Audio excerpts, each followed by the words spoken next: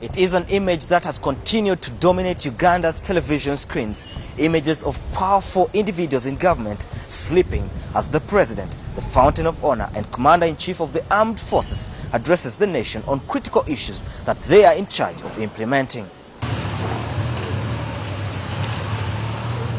A quick flashback. Date 6th June 2013. Time check 2:30 o'clock. Venue the Serena Conference Center.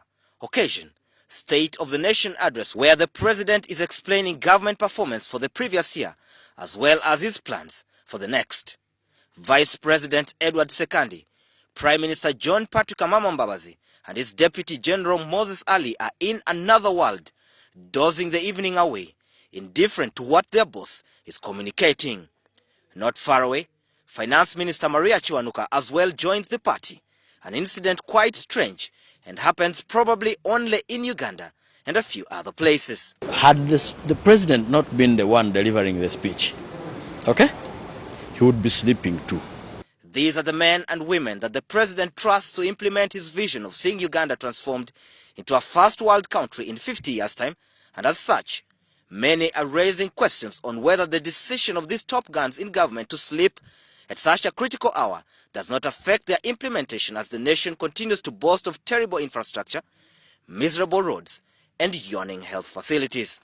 It is really a very unfortunate situation because this is the time top officials in government really needed to pay a lot of attention. The same sleeping group is the one that the president enjoys working with. They are all tired, right from the president, the vice president, etc. Those are grandfathers who should, for the few hours they are awake, be playing with their grandchildren.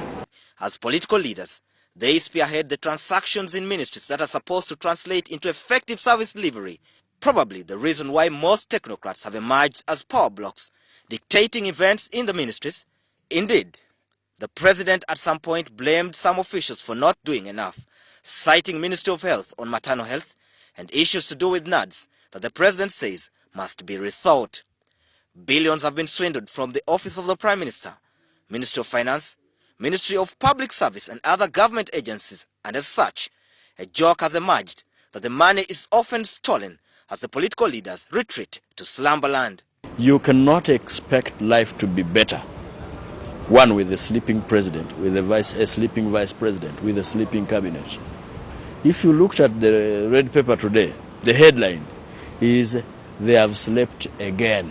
It is critical for the country to be reassured that these events do not play out as well in the day-to-day running of government business, where some have already complained about unnecessary bureaucracies and delays caused by officials who are not bothered or rather prefer to take their time. And yet, the president promised improved service delivery in the next financial year, and many will be looking out for its implementation. In any case, the resources are limited of members of parliament in the opposition. Think that Ugandans cannot understand that.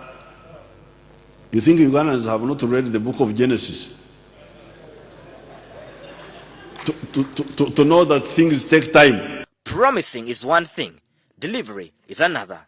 And as people in charge continue to sleep during critical hours, the public might be worried as chances are that the promises could pass unnoticed. Some have argued that most top guns in government have since become weak, consumed by old age, yet they have never thought about hanging their political boots as the countries continue to suffer the repercussions of their tiredness. Surprisingly, even some younger people are falling prey to the sleeping bug. Sabiti Joseph, WS Television, from the Ugandan Parliament.